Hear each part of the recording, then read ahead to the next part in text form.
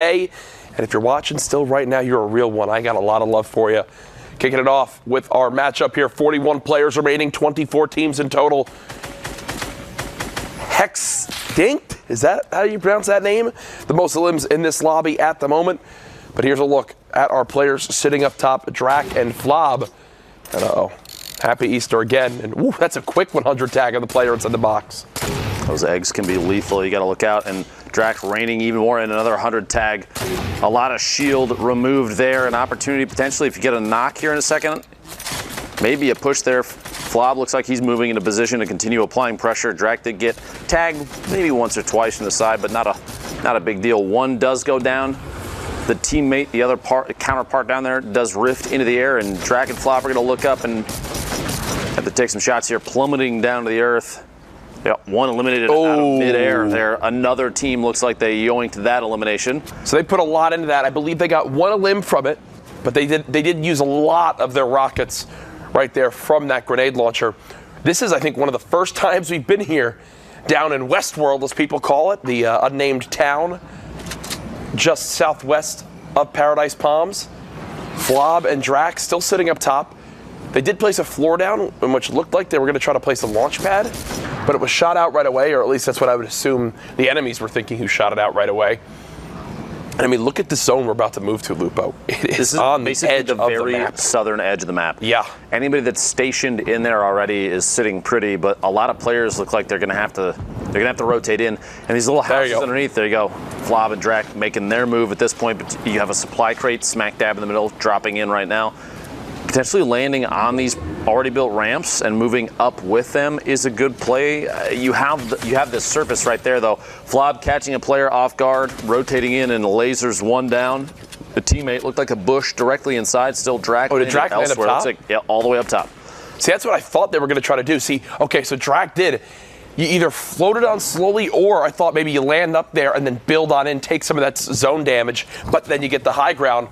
Rift used by the close player. Flob just using the fact that there is no way he can be shot in the back at the moment. Now going to build up to the high ground. 57 total builds remaining, just continuing to make sure they have their back covered from up top. This angle is just absolutely brilliant, though, that they have down on the rest of the players pushing on in. It is just a free fire. You see 3 players right in that box right there. They do have 2 enemies up top, but then one just sitting out in the baller, taking a little bit of a recliner. He's in a lounger just hanging out, Jack. Yeah.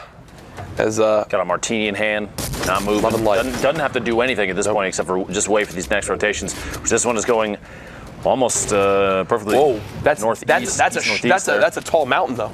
It is indeed. I believe that's going to be on the edge of a mountain. So we're going to go from a valley in the ravine all the way up the edge of this mountain. So this is one where, again, if you're not getting an advantageous move on this, you're going to be a tough time. Look at this. See it right there on your screen. That's where we're headed next. These players know that. Flob and Drac, I like that they're making the move early here, going around the south side of this map. And that's, it slides right on in. Sage not paying attention. That looks so clean. All around from that compact SMG, taking him out of the game. However, his teammate, while Flob is making this move, Drac does get knocked, able to box him in. There's just no way. He's going to have to build against it and hope that the players up above, if pressure is applied to them, Flob and Drac will be okay. But at this point, it's Braxton sitting up there the right side of the screen with the floor edit there, just taking shots through, and Drac does get eliminated. Flob on the very edge. Maybe slide down and try and build yourself something on the edge of this mountain. We'll see. Gravity and his teammate. Rich there, still up above. Yet another dubs. Many dubs is out there in the world of Fortnite. Absolutely. There's one campfire still down on the ground. If someone wants to wind up using it. But yeah, they're going to land right on this edge, and you already see instantly the builds beginning to go up the side of this cliff. One disco used. You hear the player dancing just nearby. Oh, nice edit onto that floor. It'll hit the launch pad seamlessly right up to this high ground. So that'll save ESP as well as Zombie as they're sitting up top. I got to say, with a name like that, I don't know if you caught the drift there. But most of the time, it says dubs, ESP, FN, TTV, HAC. Chances are it's a salty 15-year-old, but that's life sometimes out here in Fortnite Battle Royale, Jack. Oh. You get it now? I'll explain later after the cast. Don't worry, bud. Thanks. So what should I call them? Just dubs? Yeah, let's go with that. All right, cool. Love that. His teammate Zombie down below dropping in the redeploy. Looked like the last charge of the redeploy gets caught off guard by a shoddy blast there. Architect just underneath. Multiple players trying to crawl their way into the zone from the outside as everyone is maintaining forward movement with this rotation. Sugar Daddy Will. 2 limbs so far, making 3. 1 HP down, potentially 1 HP goes down there to Sugar Daddy Will. Another elimination. Another one now onto Zombie as they build back up. Zone slowly inching on forward on our 8th of 9 zones, getting back up to over 100 builds possible. And now the legendary RPG in hand. This duo, while they are on kind of the low ground of this whole build, still in a potential spot to win this. And whoa, wait, launch pad placed. Will they drop it on down? Doesn't appear so as of yet. It's another elim that just came in as well now. 7 eliminations. They're also top 5 in this game. Does he hit the pump shot? It does appear so. The spray comes in. Went down to 8 health, but gets a 50 HP on a limb. And now the build out begins. Ailey's all the way up top. EnviSoul 1 layer above. And then the duo is playing the low ground this game. Kind of a little bit more rare of a situation to see. Ailey's has to watch out for how high up he is. Expected to maybe drop down 1 level as Kenshi also now at a 1 versus 2. I think Ailey's best chance here is to potentially get involved while the rest of these players are fighting. Those campfires going to come in clutch here, pushing himself back up to 100. It's not fast enough, though. A rocket from underneath drops him down, takes both campfires out. Only 52 HP. Didn't get a whole ton out of it. Maybe enough to make a difference, but we'll have to see here in just a second. Will, Kenshi all the way down below. EnviSoul fighting his way in, getting shot from above and potentially battling below. Gets the shot on Will, which is a knock. That's 3 solos at this point. Kenshi goes down to 1v1. Ailey's the top down on EnviSoul. Building out from underneath, looking for every opportunity to peek. Drops Ailey's down with the rocket, trying to bring him down to his height. Doesn't want to give him too much time up above. There we go. Falls in and Ailey's goes down. EnviSoul with the shot there at the last second and 4 eliminations and a victory royale. EnviSoul, 0 elims basically up to that point. Wins the 1 versus 2 on the low ground, then with 0 builds, slowly chips away at Ailey's build up top and secures the victory royale. Incredible stuff right there. A 14-point victory in total for that duo as we head into our next game. Squirrely, the most amount of eliminations up to this point in this game at 4. Players vying out in the same little structure here. 1 elim going down right there. Picking the first up for Legacy and Baby Cakes. 37 players left, 23 duos, and quite a bit of loot just hanging out on the floor in there. Rockets from behind. They're going to have to use that turbo build and wall themselves off from any more of that. Fusion's trying to knock the door down, but they don't want any of that just yet. A baller underneath Complex's structure. We have not seen too much Dusty as the focus here. No. Man, the warehouses look like they've almost been completely replaced. That one is a giant metal box. They're really trying to bring back Dusty Depot. I think that's what's happening right there. The rebuild process has begun, Jack. I love it. As Virtual currently just sitting pretty. Oh, what a nice little edit they have right there to be able to look down into the divot. This zone will move to the southwest side. And typically I'd say, these players on the north side of the zone, they're going to have a tough time. But remember, there is the holy grail of event, the air vent on the top left side of that zone. You see everyone kind of built just around it, waiting for the right time to dive on in and use it as a free rotation. Silenced sniper rifle in hand. Will Virtual take any shots? Doesn't appear so. It looks like they're going to make the call to move towards this zone right now as you're about to see the storm begin to close. Rotating down through Dusty. An opportunity to maybe farm up some wood like you see on your screen, but I always feel like if I spend too much time in the bowl, down underneath, under the canopy of all the trees, it's such a difficult spot to play sometimes. You're building with trees inside potentially your boxes. If you're trying to ramp up out of it, you're going to run it into some of these branches. You can't go any higher until you knock the trees down. Like they're doing right now. But as soon as they do, suddenly they're exposed from above. Yeah. I will try and avoid, and this is a personal preference, maybe you agree, maybe you don't, but I try to avoid the bottom of this in competitive matches as much as possible because I never feel safe down here. Oh yeah, I had a bit of a time where I was landing at the diner, and a lot of times teams wouldn't even contest or land in divot. And whoever I was playing with, we kind of knew we had, it was like a ticking time bomb.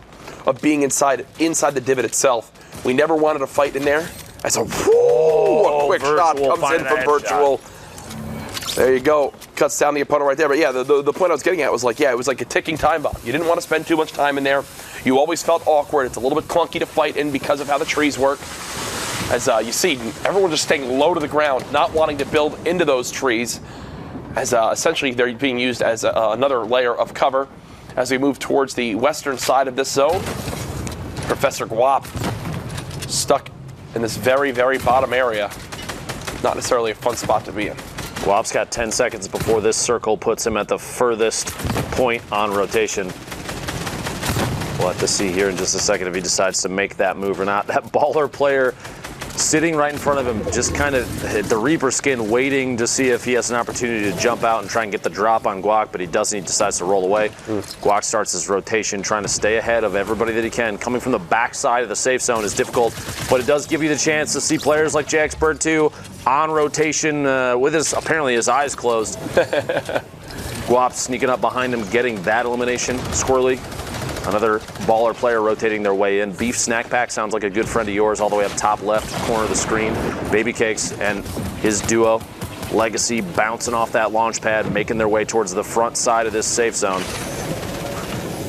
That's Legacy. He's made it on down, going to start to build on out, and from here with this many builds, can freely tunnel unless there's someone right in front. And Jakeyman, unfortunately, finds the other end of his barrel of the shotgun, and look at the toys that they get to now play with. Heavy sniper rifle, legendary. Heavy sniper rifle, yes, legendary assault rifle. A whole bonanza of loot in one box. Back to max materials as well. Insane. The inventory is very stacked for Legacy right now. If you're leaving behind a big shield, that's when you know you have a stacked inventory, and you don't want to give up 6 clingers. The only thing he's missing at this point is a trap inventory. That's something to write home about. It's sitting on nothing at this point. No spike traps, no poison traps, nothing to defend from potentially. If they do establish high ground, you want to have at least a set of accessories to put down on the ground in case somebody tries to drop in. You saw Rage Annex tried to go for the trap play there, getting caught off guard by Legacy and does not get it. Didn't get to place that final wall, so Legacy was not trapped in the box.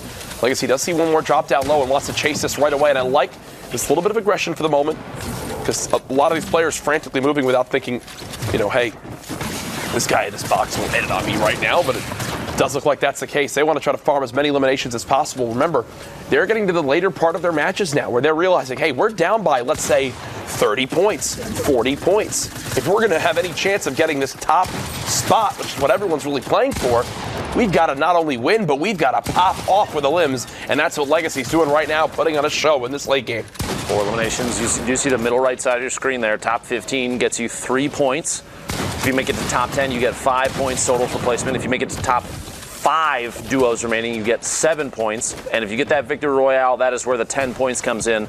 Oh gosh, on top of that, every Elan is a single point, and now's the time. Legacy going for another elimination, having to wall himself off from any explosive potentially dropping from above. Guap is down there. Legacy's duo, Baby Cakes, gets eliminated, and we have 8 players with 7 total teams, which means there's only 1 duo remaining. And they're on the mid ground right now. Virtual and Bronana. Currently just sitting just above the tree line. ProfessorGuap on the low ground right now, still with a ton of builds to their name. You see Virtual on the top right of your screen, only with 10 total builds. Unfortunately for Virtual, teammate Bronana does go down, and now it's going to be all solos, it looks like, left in this game. Has his bed off guard, the shot. Trying to rotate in, Guap looking for another one, and does get it. Legacy goes down as well. 4 players, 3 teams total, which means there's still that 1 duo in there. Yep. And they're pushing their way down. Vito goes down to 1v1, Jack. Virtual versus ProfessorGuap. ProfessorGuap trying to muscle on through these metal builds. And it looks like ProfessorGuap wants to contend for this high ground right now. Trying to build on up. Virtual doing a good job of at least blocking out that area for the moment. Hits it with a cone, just continuing to blanket out the ceiling. But here's the thing.